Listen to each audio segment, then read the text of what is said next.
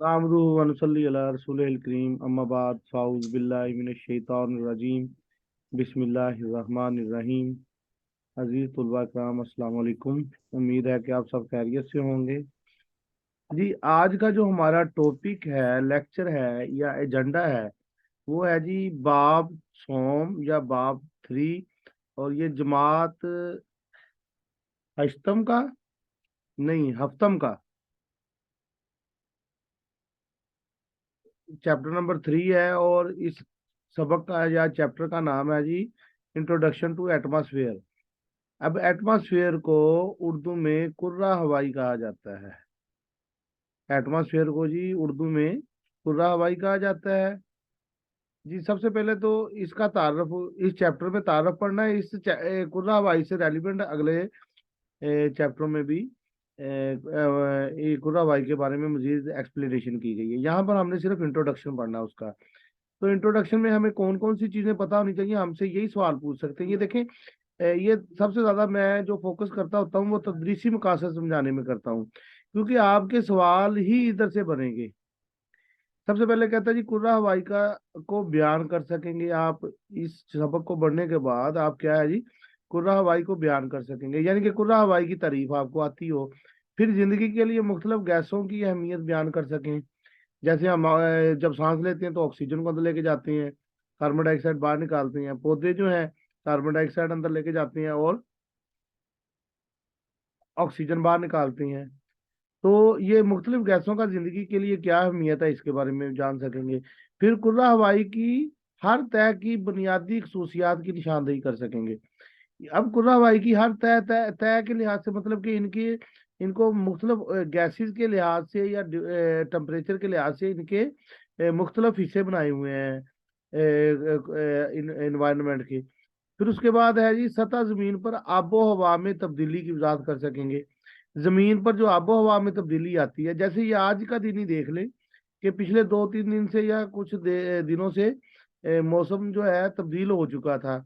लेकिन आज सुबह के वक्त अच्छी खासी धुंध पड़ी हुई थी, ठीक है ना। और ठंडक काफी हुई थी, रात भी हवा चलती रही, ठंड हुई हुई थी। तो वो आबो हवा में तब्दीली की वजाहत करेंगे कि आबो हवा में तब्दीली होती कैसे, ये अचानक से गर्मी की बजाय ठंड कैसे हो गई। ये चीज हमें पता होनी चाहिए। ये इस तब्दीली के बारे में हम पढ़ेंगे कि कैसे ये तब्दीली रूनुमा होती है। फिर हो गया जी ओजोन की कमी की वजूहात बयान कर सकें, ओजोन है क्या इसके बारे में जान सकेंगे। फिर कुर्रा हवाई की तरकीब की वजाहत कर सकेंगे। तरकीब मतलब कि वो उसमें कौन कौन से अज्जा शामिल है, किन किन गैसों से, किन किन चीजों से मिलके कुर्रा हवाई बनी है। फिर कुर्रा हवाई की तयदार साख्त बयान कर सकेंगे कि हर तय में कौन कौन सी चीजें मौजूद हैं। फिर मौसम और आबो हवा में फर्क कर सकेंगे। फिर ओजोन तय की अहमियत बयान कर सकेंगे। उसके बाद ओजोन की कमी पर काबू पाने के लिए इकदाम तजवीज कर सकेंगे। जी, जल्दी जल्दी मैं रीडिंग करके ना ये समझाता जाता हूँ। जी, कुर्रा हवाई एटमॉस्फेयर। जी, सबसे पहले तो इसकी डेफिनेशन देखते हैं क्या है। जी, कहता है कुर्रा हवाई ने हमारी जमीन को चारों तरफ से एक गुलाब की सूरत में ढांप रखा है। गुलाब जो है जैसे कुरान पाक का गुलाब है, उसमें हम कुरान पाक को ढांप देते हैं, ऐसे ही है ना, ताकि उस पर डस्ट वगैरह या कोई इस तरह की चीज ना पड़े, ठीक है ना। इसी तरह ये जो जमीन है, ये जमीन, ये ग्लोब बना हुआ है, इसके इर्द गिर्द ये दो तहें बनी हुई हैं। ये कौन सी किस चीज की तह है, ये गैसेस की तह है। और इन गैसेस की तह को क्या कहा जाता है, कुर्रा हवाई। और इसने इस जमीन को, हमारी जमीन को चारों तरफ से घेरा हुआ है।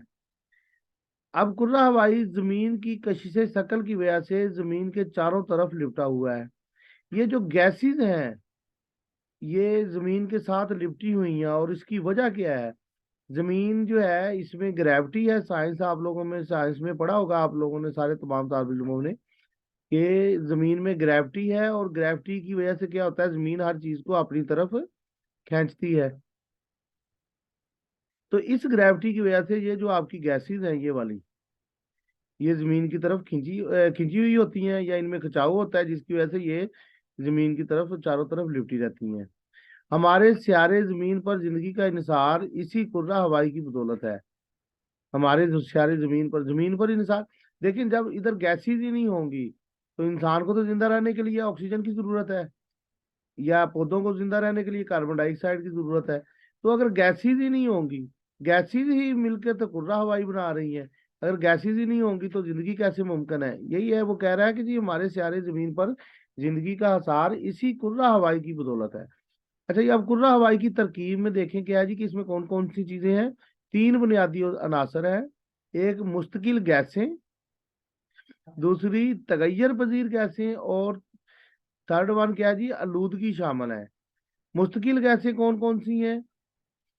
ऑक्सीजन है, कार्बन डाइऑक्साइड है, नाइट्रोजन है।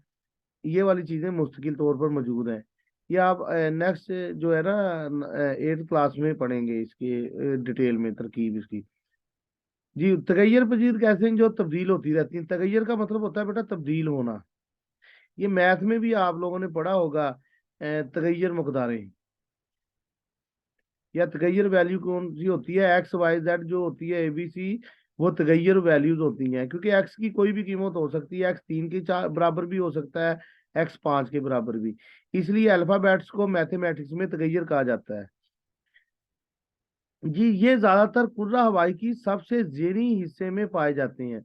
ये वाली जो गैसें हैं ये कुर्रा हवाई के नीचे वाली, यानी कि जो जमीन के नजदीक है, उसमें ये गैसें पाई जाती हैं। लेकिन जैसे जैसे दूर जाती जाएंगी गैसेस कम होती जाएंगी, ज्यादातर कुर्रा हवाई के नजदीक पाई जाएंगी। ये जो कुर्रा हवाई में जो गैसें हैं जीरी हिस्से में, इस हिस्से में पाई जाएंगी, नीचे वाले में। अब जी देखते हैं जी इसमें जो मुश्किल है उनमें कौन सी दी गई है जी, नाइट्रोजन और ऑक्सीजन।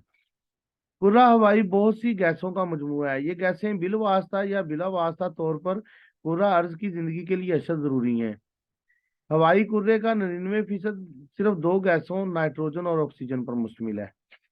अब जो नाइट्रोजन है, ये देखिए वो उन्होंने लिखा है कि बिल वास्ता या बिला वास्ता। बिल वास्ता होता है डायरेक्टली।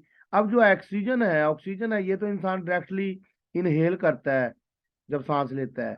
लेकिन जो नाइट्रोजन है ये कहाँ कैसे आती है जी, इंसान इसको कैसे मतलब कि इस्तेमाल करता है?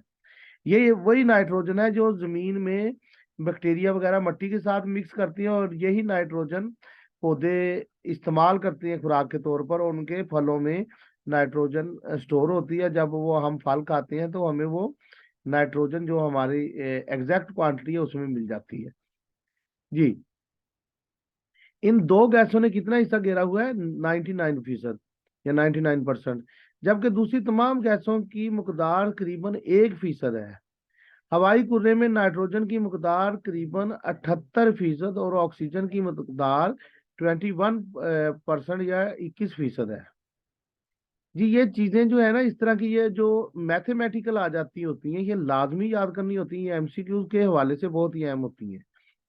जी, अब इसकी अहमियत आ गई, ये शॉर्ट क्वेश्चन में इंपॉर्टेंट है कि नाइट्रोजन गैस की अहमियत। जमीन की जरखेजी का इन्हिसार नाइट्रोजन गैस पर है। ये अभी मैंने पहले भी बताया था कि नाइट्रोजन जो है वो मिट्टी में मिक्स होती है, और फिर वहां से पौधे उसे खुराक के तौर पर इस्तेमाल करते हैं, और वो फिर इनडायरेक्टली जो है वो फल वगैरह जो है फिर इंसान जब खाते हैं तो वो नाइट्रोजन गेन करते हैं, डायरेक्टली इनहेल नहीं कर सकते। जी, जमीन की जरखेजी का इन्हिसार नाइट्रोजन गैस पर है। ये गैस पौधों की नशोनुमा के लिए बहुत जरूरी है। ये आग पर काबू पाने में मदद देती है। एक तो पौधों की नशोनुमा के लिए जरूरी है, और दूसरा क्या जी, आग पर काबू पाने में मदद देती है। ये अब तीन इसकी अहमियत बता दी गई है। जमीन की जरखेजी है, पौधों की नशोनुमा है, और तीसरा आग पर काबू। अब इसी तरह ऑक्सीजन की अहमियत। तो ऑक्सीजन ये आप छोटी क्लासों से पढ़ते आ रहे हैं कि इंसान के जिंदा रहने के लिए जरूरी है। अब ऑक्सीजन जिंदगी के लिए असर जरूरी है, पहला पॉइंट ये हो गया। हम ऑक्सीजन को सांस के जरिए जिस्म में जज़ब करते हैं। ये गैस दूसरे अनासर से कीमियाई तौर पर फौरन घुल मिल जाती है। दूसरे अनासर के साथ क्या है, जल्दी से मिल जाती है। ये गैस हमारे खून में शामिल हो जाती है, और हमारे अंदर खुराक को जलाकर बिल वास्ता तौर पर तवानाई फराहम करती है। अगर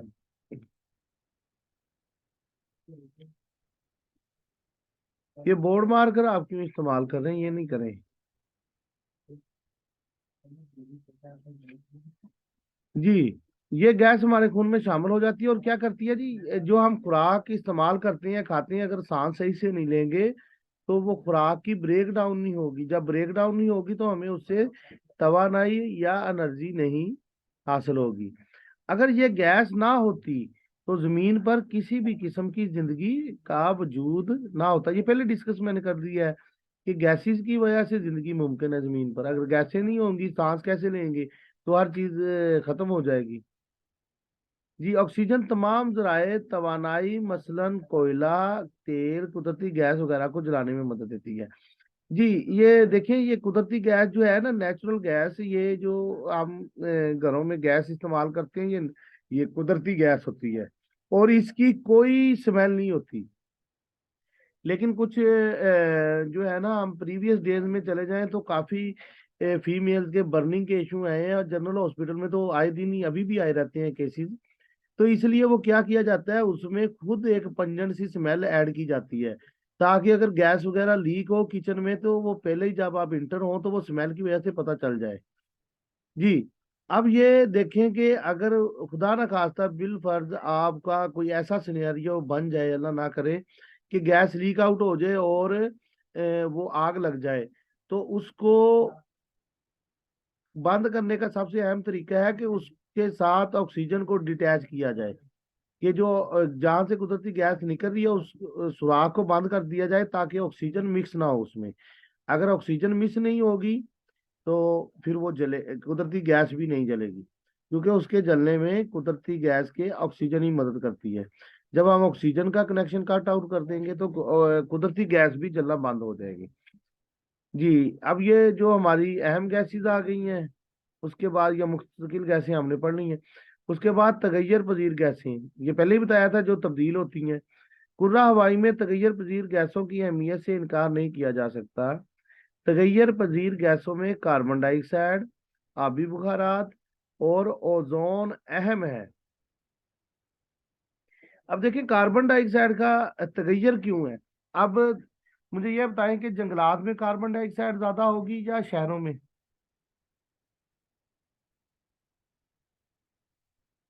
हेलो।